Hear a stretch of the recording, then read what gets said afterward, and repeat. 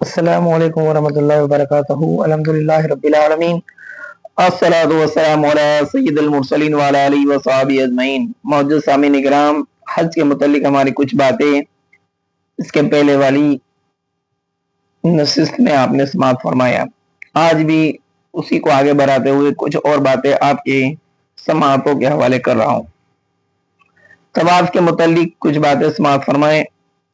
पहला कि शुरू तवाफ से पहले मद इस्तेबा कर ले, यानी चादर की सीधी जानिब से दाहिनी बगल के नीचे से निकाल के सीधा साना खुला रहे और दाना दोनों आंचल बाएं कंधे पर डाल ले।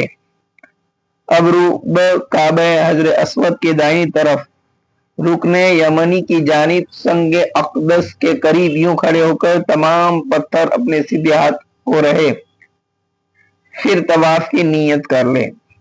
इस नियत के बाद काबा को मुंह किए अपनी दाईं समझ चलो और जब संगे अस्वद के मुकाबिल हो और बात अदना हरकत में हासिल हो जाएंगी,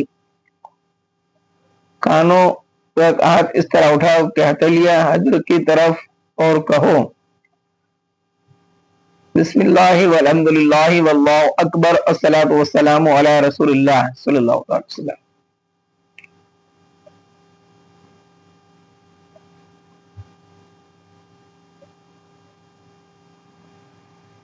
मैसर हो सके तो हजरे मुतहर पर दोनों हथेली और उनके बीच में मुंह रखकर यूं बोसा दो कि आव न पैदा हो। 3 बार ऐसा ही करो, यह नसीब व कमाल सआदत है। यकीनन तुम्हारे महबूब सल्लल्लाहु अलैहि वसल्लम ने इसे बोसा दिया और रूए अक़दस पर रखा। कुछ खुशनसीब के तुम्हारे मुंह वहां तक पहुंचे और उसके सबब न हो सके तो और नक और इर्जा दो।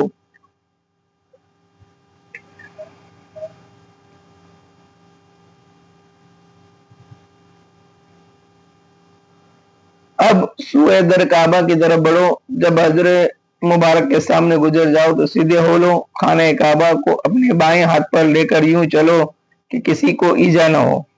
मर्द रमल करता चले, यानी जल्द जल्द छोटे छोटे कदम रखता, शाने हिलाते जैसे कवि व बहादुर लोग चलते हैं। न कूदता नहीं दौड़ता।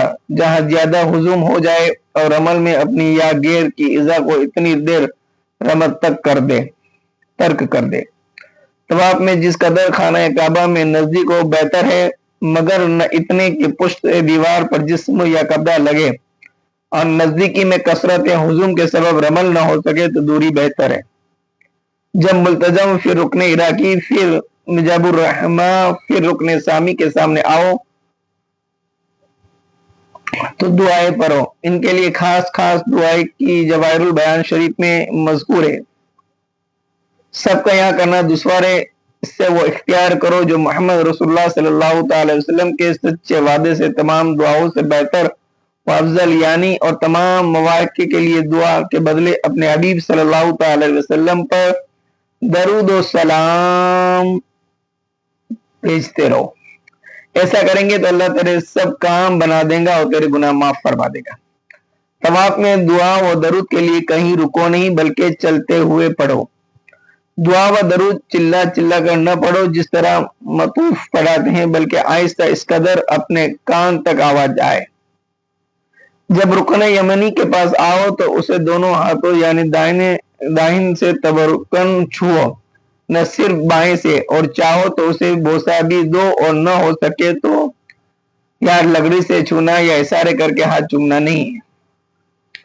जब इससे बढ़ो तो ये मुस्तजाब है जहां 70,000 फरिश्ते दुआ पर आमीन कहेंगे।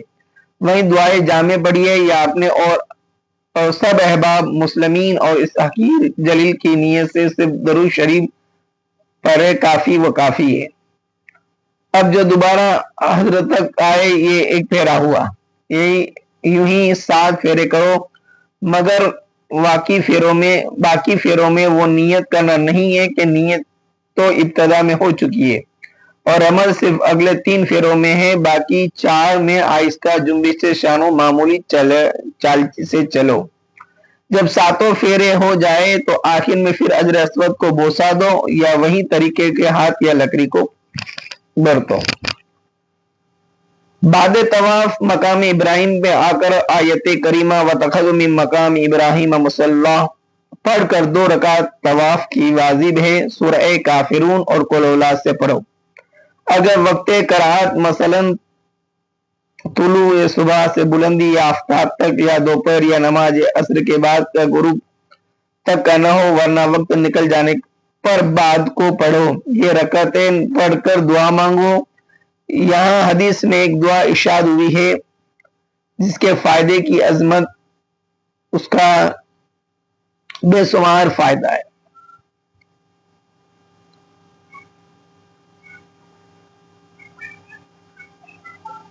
फिर मुल्तजम पर जाओ और करीब हजर उससे लिपटो और अपना सीना और पेट और कभी दाहिना रुखसार और कभी बायां रुखसार उस पर रखो और दोनों हाथ सर से ऊंचा करके दीवार पर फैलाओ या दाहिना हाथ दरवाजे और बायां संग अस्वद की तरफ और दुआएं मांगते रहो।